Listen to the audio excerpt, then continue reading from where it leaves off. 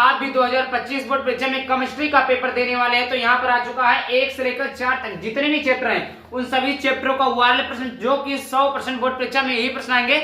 यहाँ पर देखिए इसका पीडीएफ भी आपको मिलने वाला है। यहाँ पर मैं दिखा देता हूँ। यहाँ पर देखिए इसका पीडीएफ भी मिलने वाला है। क्लास 12 केमिस्ट्री वाले बच्चे चैप्टर नंबर 1 से लेकर चैप्टर नंबर 4 तक बोर्ड एग्जाम 2025 जी बच्चों बोर्ड एग्जाम 2025 के लिए ये सबसे स्पेशल वीडियो होने वाला है।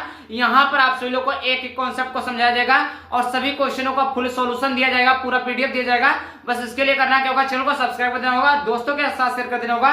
एक एक टॉपिक का निचोड़ में लेकर आया हूँ। यहाँ पर देखिए पूरा पीडीएफ है, पूरा पीडीएफ है। टोटल मिलाकर आपके कितने प्रश्न है, 24 महत्वपूर्ण प्रश्न है जो कि चाहे एमसीक्यू हो, चाहे ऑब्जेक्टिव हो, चाहे सब्जेक्टिव हो, 2 नंबर वाले, 3 नंबर वाले, 5 नंबर वाले, 7 नंबर वाले, सभी के सभी इंपॉर्टेंट क्वेश्चन इसी पीडीएफ में कवर है। जी बच्चों आप सभी लोगों से निवेदन है कि आप सभी लोग वीडियो को शेयर करिएगा, पूरे क्वेश्चन को देखिएगा, एक एक क्वेश्चन का मैं निचोड़ लेकर आऊं। आइए स्क्रीन पर देखते हैं। तो यहाँ पर देखिए क्लास 12 का जो केमिस्ट्री का पेपर हमने समझा दिया कि 1 से लेकर 4 तक है, 24 महत्वपूर्ण प्रश्न है। प्रश्न उत्तर संख्या 1 है कि निम्नलिखित में से कौन सा अणु संख्या गुणधर्म है। फिर जो निम्नलिखित में से कौन सा अणु संख्या गुणधर्म है, तो पहला है पृष्ठ तनाव, दूसरा है श्यानता, तीसरा है परासरण दाब, चौथा है प्रकाशिक सक्रियता। फिर बच्चों इसमें से सही ऑप्शन कौन सा है फिर बच्चों, तो निम्नलिखित में से कौन सा अणु संख्या गुणधर्म है, तो यह परासरण दाब, ऑप्शन नंबर सी करेक्ट हो जाएगा।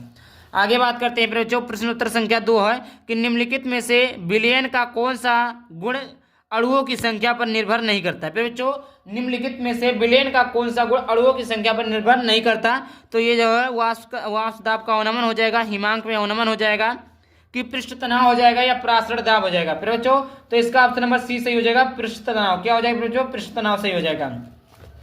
फिर उसके बाद देखिए अगला प्रश्न देखते हैं। प्रश्न उत्तर संख्या 3 है कि तापमान में स्वतंत्र सांद्रता इकाई होती है। फिर जो तापमान से स्वतंत्र सांद्रता इकाई होती है, तो पहला क्या है नार्मलता, दूसरा द्रव्यमान आयतन प्रतिशत, तीसरा मोललता, चौथा है मोलरता। तो प्यारे बच्चों तापमान से स्वतंत्र सांद्रता इकाई होता है जो प्यारे बच्चों वो होता है मोललता। क्या होता है प्यारे बच्चों, मोललता होता है। क्या प्यारे बच्चों, मोललता होता है। आगे बात करते हैं प्यारे बच्चों 4 नंबर का प्रश्न है कि हिमांक का अवनमन सीधा समानुपाती होता है। फिर बच्चों हिमांक का अवनमन सीधा समानुपाती होता है, किससे होता है ये देखते हैं।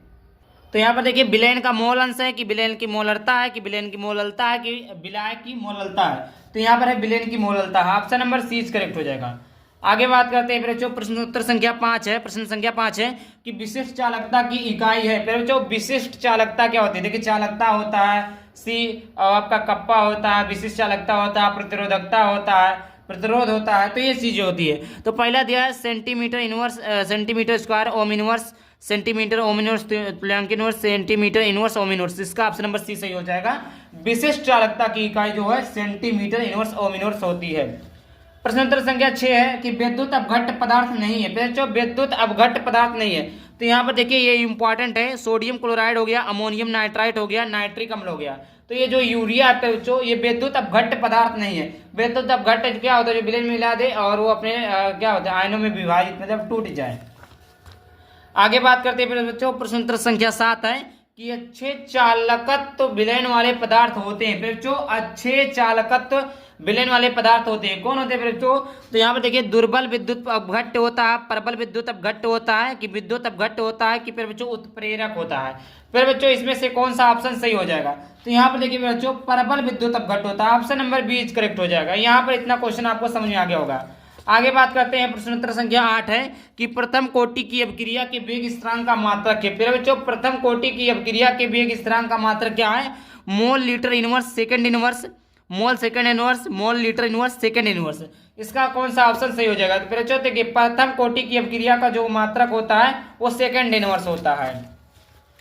आगे बात करते हैं बच्चों प्रश्न उत्तर संख्या 9 है कि शून्य कोटि की अपक्रिया के लिए वेग नियतांक का मात्रक होता है। बच्चों शून्य कोटि की अपक्रिया के लिए वेग नियतांक का मात्रक जो मात्रक होता है लीटर प्रति second inverse, litre mole second inverse, या mole litre inverse second inverse, या मोल सेकंड इनवर्स। तो इसका देखिए ऑप्शन नंबर सी सही हो जाएगा, मोल लीटर इनवर्स सेकंड इनवर्स होता है। आगे बात करते हैं बच्चों प्रश्न उत्तर संख्या 10। जी बच्चों प्रश्न उत्तर संख्या 10 है कि Zn2 प्लस, निकल 2 plus, copper plus, Ag plus, इसमें से कौन सा ऑप्शन सही हो जाए, अनुचुंबकीय आयन। निम्न में अनुचुंबकीय आयन है, तो फिर बच्चों निकल 2 प्लस जो है अनुचुंबकीय आयन होता है। उसके बाद देखिए बच्चों प्रश्न उत्तर संख्या 11 है तो रंगीन आयनों का निर्माण की उपस्थिति के कारण संभव है। रंगीन आयनों का निर्माण निम्न की उपस्थिति के कारण संभव होता है। तो यहाँ पर देखिए अयुग्मित इलेक्ट्रॉन के, अनाबंधित इलेक्ट्रॉन के, युग्मित इलेक्ट्रॉन के, इनमें से कोई नहीं। तो प्यारे बच्चों यहाँ पर देखिए इसका जो सही ऑप्शन हो जाएगा वो ऑप्शन पहला सही हो जाएगा, अयुग्मित इलेक्ट्रॉन के। आगे बात करते हैं बच्चों, प्रश्न नंबर संख्या 12 है कि प्रतिचुंबकीय आयन है। पहले जो प्रतिचुंबकीय आयन है क्या है बच्चों, कॉपर 2+ है कि Fe2+ है कि निकल 2+ है कि Zn2+ है। तो फिर जो प्रतिचुंबकीय आयन Zn2+ होता है और अनुचुंबकीय जो आयन होता है वो निकल 2+ होता है। आप याद करेंगे निकल जो होता है अनुचुंबकीय होता है, Zn2+ जो होता है प्रतिचुंबकीय होता है। यहाँ तक क्लियर हो गया होगा। कोई भी डाउट होता है आप लोग कमेंट बॉक्स में पूछ सकते हैं। प्रश्न संख्या 13 आयन जिसमें सबसे अधिक अयुग्मित इलेक्ट्रॉन होते हैं। अयुग्मित इलेक्ट्रॉन क्या होते हैं फिर बच्चों, जो मतलब जोड़ा जिसका ना हो, Fe3+, CO3+, निकल 2+, कॉपर 2+। तो इसका ऑप्शन नंबर ए सही हो जाएगा, Fe3+। चलिए आगे बात करते हैं। अगला यहाँ पर देखिए इंपॉर्टेंट क्वेश्चन और है, बहुत सारे इंपॉर्टेंट क्वेश्चन है। टोटल हम जितना क्वेश्चन बताएं उतना क्वेश्चन को आप सभी लोग को बताएंगे। देखिए आगे है प्रश्न संख्या 14, संक्रमण धातु जो परिवर्तनशील ऑक्सीकरण अवस्था नहीं दर्शाती है वह है कौन है, Ti है, बी है या पी है, Zn है। तो Zn हो जाएगा। आगे बात कर रहे हैं प्रासरण तथा विसरण क्रिया में विभेद कीजिए, मतलब अंतर लिखिए। तो प्रासरण क्रिया तथा विसरण क्रिया क्या होती है। प्रासरण में अर्धपारगम झिल्ली का होना अनिवार्य है, अर्धपारगम झिल्ली का होना अनिवार्य है। विसरण क्रिया में उल्टा हो जाता है, इसमें अर्धपारगम झिल्ली का होना आवश्यक नहीं है। दूसरा है प्रासरण में विलायक के कण केवल एक ही दिशा में विसरित होते हैं, और जो होता है विसरण क्रिया में होता है विसरण में विलेय तथा विलायक दोनों के कण प्रत्येक दिशा में विसरित होते हैं। तीसरा है प्रासरण में विलायक के कण कम सांद्रता वाले विलेन से अधिक सांद्रता वाले विलेन की ओर हो जाते हैं, विसरण में इसका उल्टा होता है। IB प्रासरण क्रिया केवल द्रव अवस्था में होती है, विसरण ठोस द्रव वगैरह में भी अवस्था में भी होती है। दूसरा है प्रश्न संख्या 2 कि प्रतिलोम प्रासरण से आप क्या समझते हैं, उदाहरण सहित समझाइए। प्रतिलोम प्रासरण से क्या आप क्या समझते हैं, उदाहरण से समझाइए। तो या पूछ सकता है प्रति प्रासरण का उदाहरण सहित अर्थ स्पष्ट कीजिए। तो इसका उत्तर हो जाएगा यदि विलेन पर उसके प्रासरण दाब से अधिक दाब प्रयुक्त करे तो अर्धपारक झिल्ली के माध्यम से विलेन से विलायक का प्रवाह शुद्ध विलायक की ओर होने के बाद में देखते हैं होने लगता है। इस क्रिया को प्रतिलोम प्रासरण कहते हैं। इसका प्रयोग समुद्री जल एवं कठोर जल आदि, ये आपका फिगर है यहाँ पर लिखा हुआ। प्रतिलोम प्रासरण के लिए आवश्यक दाब बहुत अधिक होता है। इसके लिए सेल्यूलोज एसीटेट की बनी झिल्लियों का उपयोग किया जाता है। ये झिल्लियाँ जल के पारगम परंतु समुद्री जल में उपस्थित अशुद्धियों एवं आयनों के लिए अपारगम। आजकल बहुत से देश अपने शुद्ध पेयजल की आवश्यकता के लिए बिलवणीकरण संयंत्रों में इस प्रकार की झिल्लियों का उपयोग करते हैं। देखिए आगे प्रश्न संख्या 3 है कि 0.707 ग्राम कार्बनिक यौगिकों को 10 ग्राम एसीटोन में घोलने पर क्वथनांक में वृद्धि 56.88 डिग्री सेल्सियस तक पाई जाती है। कार्बनिक यौगिक का अणुभार ज्ञात कीजिए। एसीटोन का क्वथनांक 56.38 डिग्री सेल्सियस तथा आणविक उन्नयन स्थिरांक 16.7 degree kelvin kilogram mole inverse है। उत्तर में लिखेंगे m बराबर हम जानते हैं ये होता है। यहाँ पे देखिए आप लोग सॉल्व कर लीजिए, इसका मैं अलग सीरीज लाऊंगा।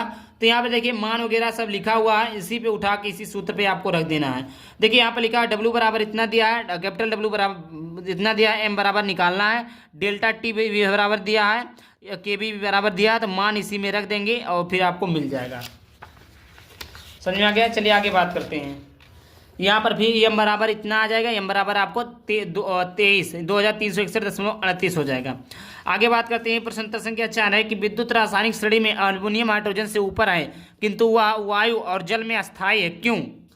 जो जिसमें अनुनाद पाया जाता है वो अस्थायी होता है। यद्यपि विद्युत रासायनिक श्रेणी में अल्युमिनियम हाइड्रोजन से ऊपर उपस्थित है किंतु यह वायु और जल में अस्थायी है। अभी बोला ना जिसमें अनुनाद होगा वो अस्थायी होगा, अस्थायी होने के कारण क्या है वह जल में अस्थायी है, क्योंकि अगरम जल यह जलवायु के साथ उच्च ताप पर क्रिया करता है और साधारण ताप पर जल के साथ इसकी क्रिया मंद होती है। देखिए प्रश्न संख्या 5 है विशिष्ट चालकता से क्या तात्पर्य है, इसका मात्रक क्या। 2014, 17, 19, 22, 24 में पूछा गया सवाल है। इसका उत्तर हो जाएगा कि किसी चालक के विशिष्ट प्रतिरोध के व्युत्क्रम को उस चालक की विशिष्ट चालकता या केवल चालकता कहते हैं। इसे ग्रीक अक्षर के निकप्पा से निरूपित किया जाता है। विशिष्ट चालकता का मात्रक, तो यहाँ पर देखिए विशिष्ट चालकता का मात्रक सीमेंस प्रति मीटर होता है। अन्य मात्रक कभी कभी विशिष्ट चालकता को 1/ओम मीटर या ओम इनवर्स मीटर इनवर्स के रूप में भी व्यक्त किया जाता है। ये चीज़ें होंगी।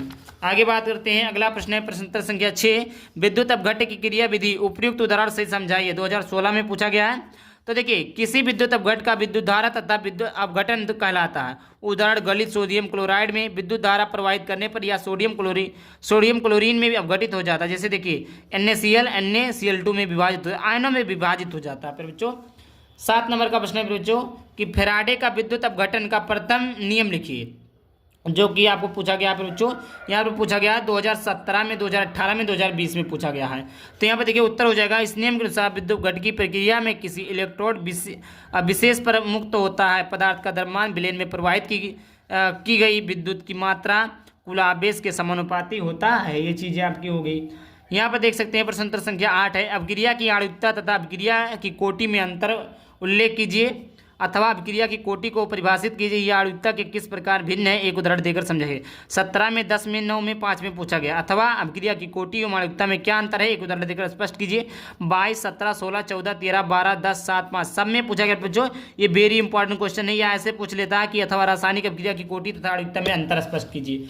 इतने प्रकार से क्वेश्चन आपका पूछ सकता है। आपको दिक्कत लेने की आवश्यकता नहीं है, इसीलिए मैं सारे क्वेश्चनों को बता दिया हूँ कि किस प्रकार आपको क्वेश्चन पूछ सकता है। तो यहाँ पर देखिए अभिक्रिया की कोटि, अभिक्रिया की आणविकता, यार जो इस प्रकार आप लिख देंगे पूरे के पूरे नंबर मिलेंगे।